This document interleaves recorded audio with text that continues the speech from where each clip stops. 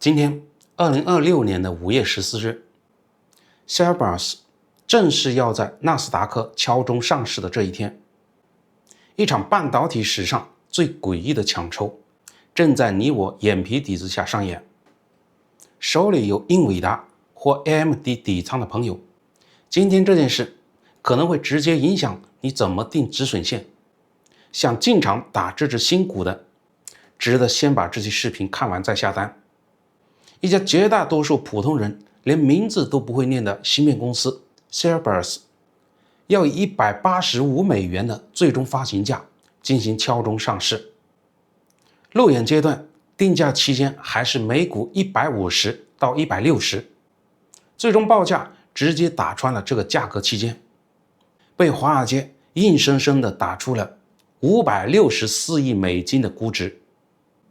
這是按$180發行價計算的 IPO 定價基準。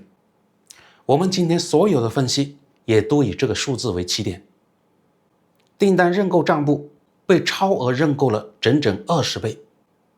就在上市前幾周，彭博社獨家披露，孫正義的軟銀連同芯片巨頭 ARM 的高層，對他發動了一次最後的收購突襲，試圖在敲鐘前把他強行的買斷。結果被直接拒之門外。你隔着屏幕都能感受到華爾街那股餓狼搶食的急迫感。主流媒體今天的通稿甚至喊出一句話：英偉達的終結者來了。但當我把 SEC 的招股書原件和底層的商業邏輯一塊一塊的拼起來，你會看到一個完全不同的故事。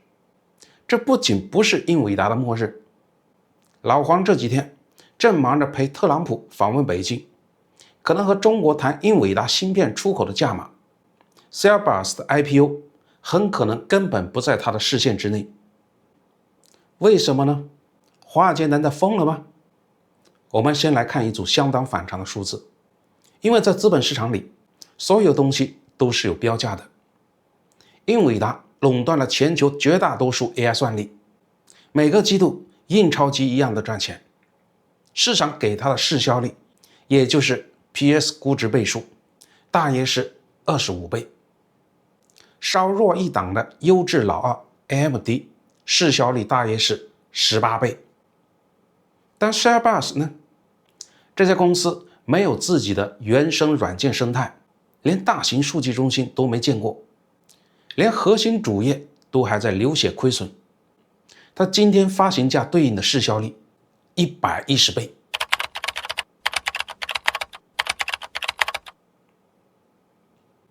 這意味着什麼呢？哪怕他不吃不喝，沒有任何的成本，光靠現在的銷售額，要整整110年才能把這564億賺回來，比英偉達貴了超過4倍。買一個挑戰者，憑什麼？但先等一下，華爾街憑什麼願意給出這麼高的價呢？這裡有一個我翻了 SEC 招股書之後才想明白的邏輯。因為華爾街看到了一場陽謀，一場有科技巨頭聯手推動的針對英偉達定價權的資本陽謀。但如果你以為故事到這裡就已經足夠精彩了，等我把賬本翻開給你看，你會發現後面更刺激。要看懂這個陽謀，你必須先搞清楚整個 AI 產業正在經歷的一場大地震。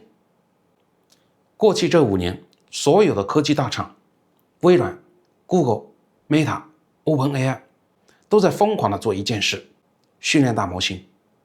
為了大家能更好地理解，在這裡我再簡單地介紹一下訓練和推理。訓練是什麼？你可以理解為花錢請幾萬張英偉達顯卡當老師，給 AI 灌輸全人類的知識，就像供一個絕頂聰明的孩子讀大學，買最貴的教材，請最好的老師，燒錢，但燒完就結束了。這是英偉達的絕對主場。但現在情況變了，到了2026年，大模型基本都大學畢業了，要出來打工接課了。這就是行業裡說的重心從訓練全面轉向了推理。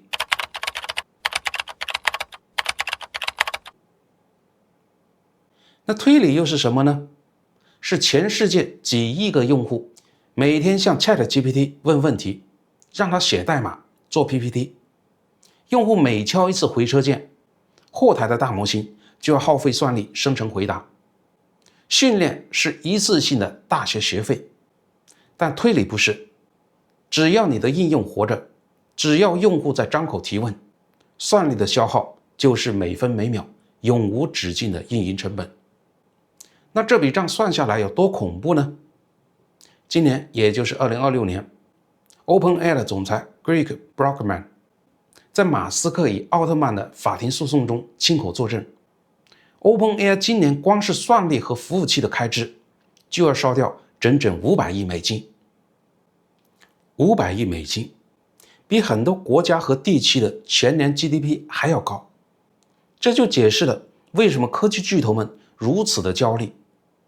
他們辛辛苦苦捲大模型，竭盡全力搭出了最聰明的 AI， 最後發現賺來的每一分利潤都被源源不斷的硬件開支給吃乾淨了，本質上都在給英偉達打工。為了把日常的推理運營成本打下來，大廠們必須找備胎，這就恰好撞在了 Airbus 的槍口上。Airbus 能被巨頭們相中，是因為他們在物理學上做了一件相當暴力的事。我們先搞清楚一個問題，為什麼大模型在輸出答案的時候，經常是一個字一個字慢慢往外蹦呢？這背後有一個物理學上的死穴，叫內存牆。傳統的英偉達 GPU 集群就像這樣一家公司運轉，員工坐在辦公桌前辦公，辦公桌就是計算核心，但這帮員工用的絕密檔案，也就是模型的权重數據，全被鎖在了隔壁那棟樓的檔案庫裡，那就是 HBM 高帶寬內存。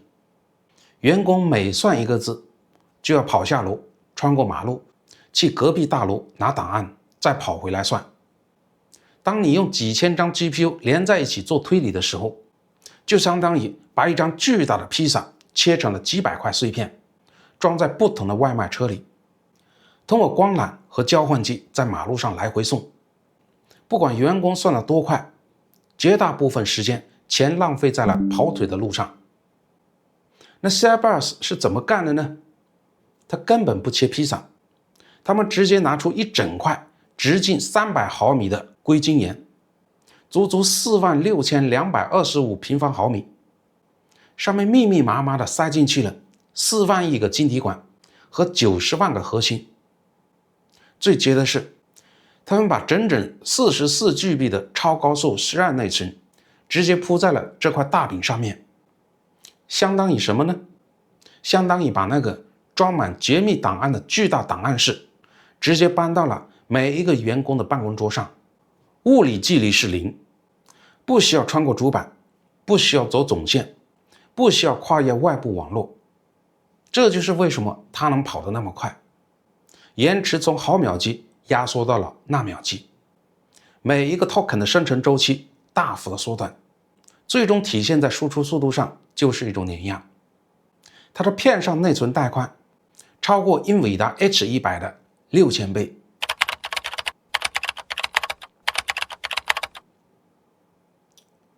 在實測數據面前，這種物理優勢展現出了相當驚人的數字。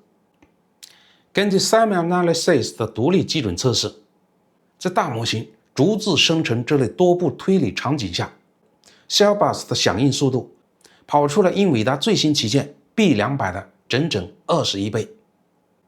21倍，正是這個數字，讓大廠們今年1季度紛紛用真金白銀投票。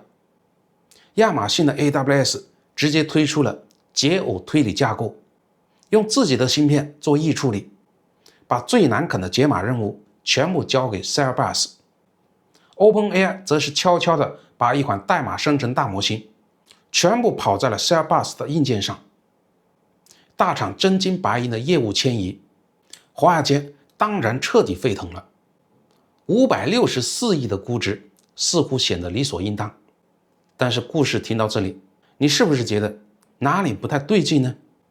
既然 Airbus 這麼猛，老黃為什麼還不慌呢？我們3月份那期拆解英偉達整合 Groq 的視頻裡講過一件事。決定一張芯片生死的，從來不只是硅片上有多少個晶體管，而是全世界程序員的肌肉記憶。Cerebras 面臨的是完全相同的魔咒，但解法更難。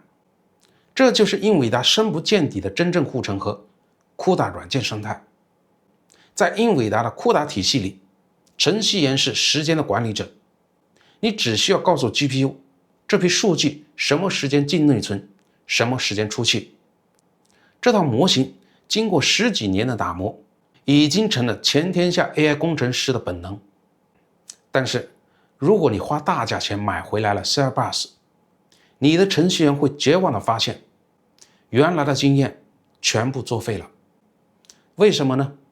因為 Cerebras 是一塊巨大的2維硅片，它用的是空間数据流架構。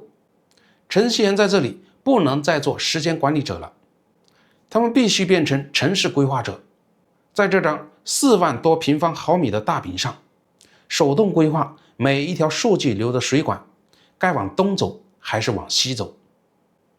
在英偉達上完美運行的 Python 動態代碼到這裡會直接崩潰。深度學習最依賴的優化庫到這裡也會發生失憶症，跑着跑着把歷史數據全忘了，導致模型訓練直接崩盤。英偉達有奢侈的 Nsight 調試工具，圖形界面一目了然，但在 Cerebras 上找一個 bug 能讓整個團隊崩潰整整1周。這背後的遷移摩擦力大到難以想象，就相當於讓全天下的職業籃球運動員明天全部棄踢職業足球，不是換個姿勢的問題，而是10幾年積累下來的肌肉記憶、運動直覺、對抗習慣全部得推倒重來。這不是培訓幾周能解決的，這是用職業生涯換來的本能。看懂了這個死局，你就明白大廠們絕對不可能在短時間內用 Cerebras 完全替代英偉達。這個格局正在走向一種相當殘酷的階級固化。英偉達將繼續霸佔毛利率極高的模型訓練端，而 Cerebras 這類公司將帶着華爾街的錢，被逼着去撿推理端的極致性價比。大廠根本不是要找一個新王取代老王，他們只是需要一個好用的工具來牽制老王的報價。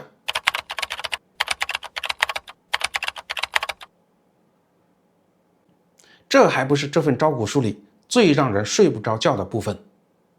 既然這是一場用來制衡的局，那招股書上那個亮瞎眼的盈利數字到底是怎麼做出來的呢？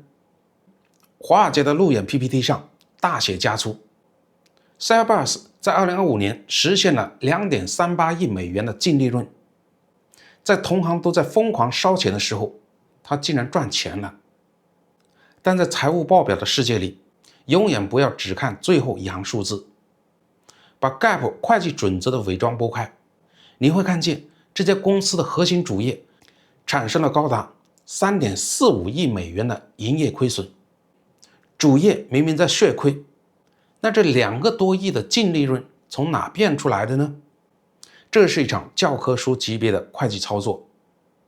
2024年 Cerebras 為了找錢，跟阿聯酋的 G42 集團簽了優先股購買協議，賬面上掛了一筆巨大的遠期負債。到了2025年，這筆交易被美國外資投資委員會以國家安全為由介入審查。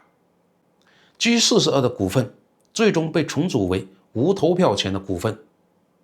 原本的協議條款發生了根本性的变化，賬上那筆負債相應大幅注銷，在會計準則裡憑空釋放出了3.63億美元的紙面收益。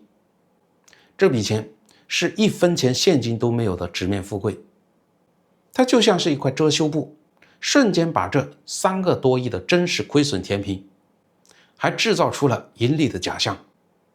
說白了，根本不是靠賣芯片真金白銀賺來的現金流。更讓人警惕的是它的客戶結構。招股書白紙黑字的寫着，它2025年高達86%的營收全部來自於阿聯酋2家高度關聯的機構，穆罕默德本扎耶德人工智能大學貢獻了 62%，G42 集團貢獻了 24%。這兩家本質上是同一個主權資本體系下的關聯實體。與此同時，它在美國本土的真實商業收入不僅沒有爆發，反而在2025年暴跌了 34%。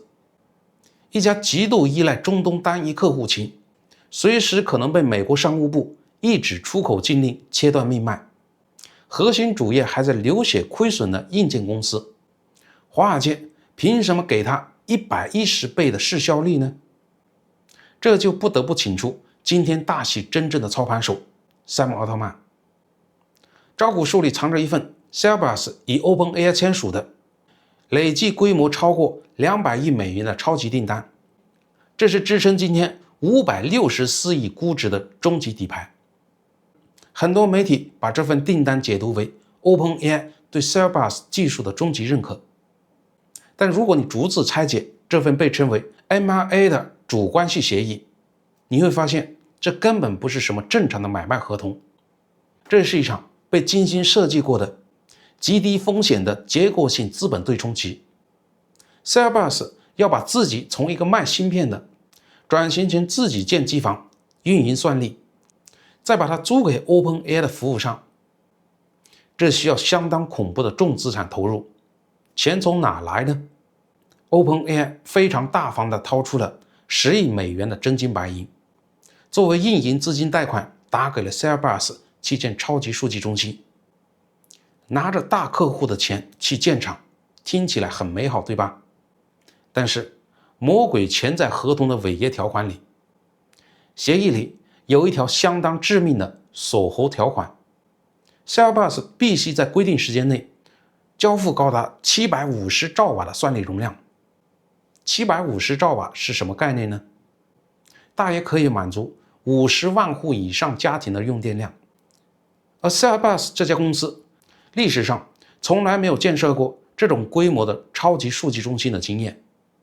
那塊直徑300毫米的巨型軍岩，單點發熱量對液冷系統、對電網接入的要求苛刻到了極點。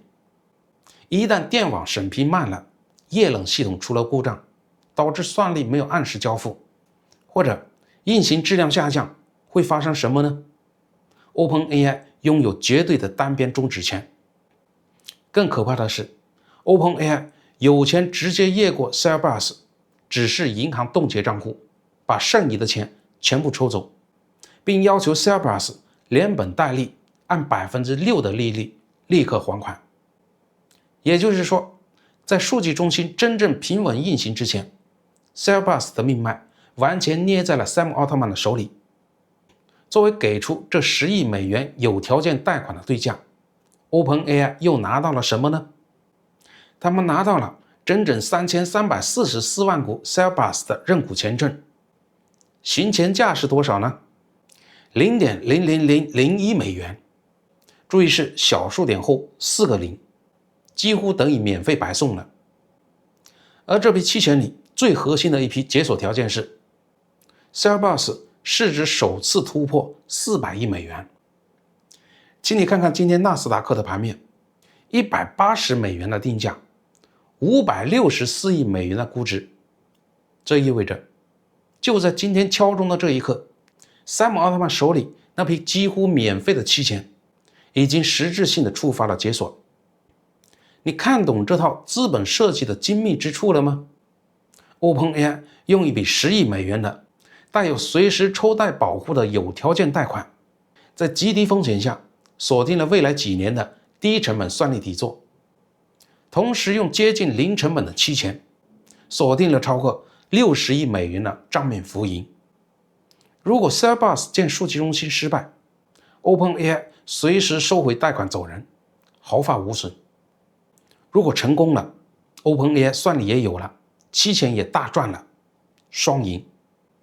那麼究竟是誰在承擔試錯成本呢？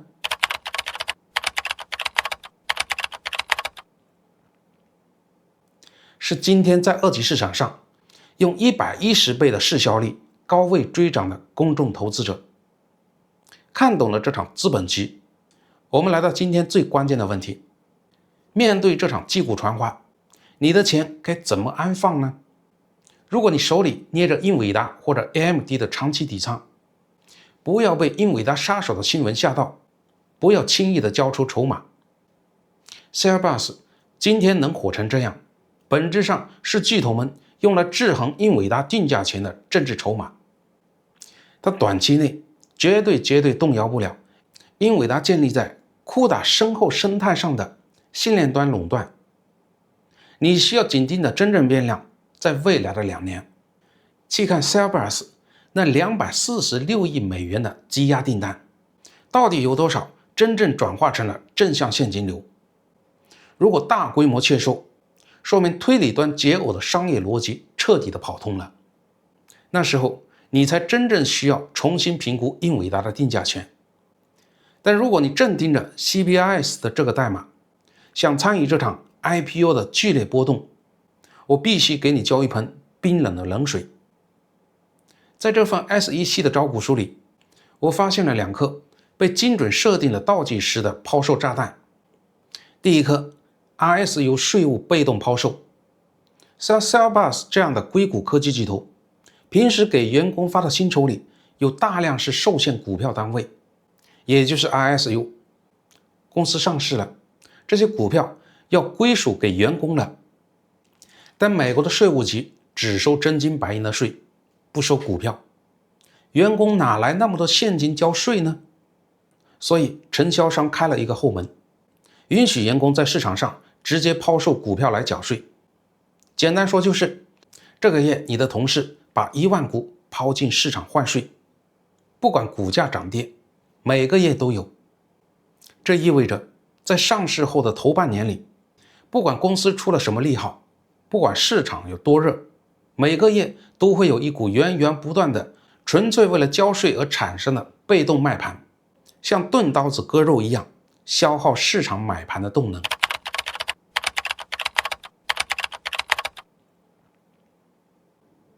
第二顆隱藏的提前解鎖條款更加陰險。正常来說，公司上市都有180天的禁售期，內部人士不准賣。但 Airbus 的投行設計了一個價格觸發機制，只要在公司發布第一份財報後的15個交易日內，有連續10天，股價收盤價維持在發行價的120%以上，也就是以今天185美元的發行價來算，只要股價穩在222美元以上，內部員工立刻就能打破禁售期，提前套现20%的籌碼。你想想背後的博弈有多可怕呢？內部人有極強的動機，在財報前後配合釋放利好，拖住股價，硬生生的把價格維持在222美元以上。而一旦觸發，20%的廉價籌碼就會像開閘放水一樣湧入市場。在這場擊鼓傳花裡，誰去接222美元的盤呢？所以真正的考驗不是今天開盤時的情緒狂歡，把2026年11月中旬重重的簽在你的日曆上。那個時候180天的絕對禁售期將全面結束。那些在早期估值只有幾十億美元的時候就進場的風投大佬，那些手裡捏着幾十倍賬面浮盈的私募機構，他們必須向自己的 LP 交出真金白银的回報。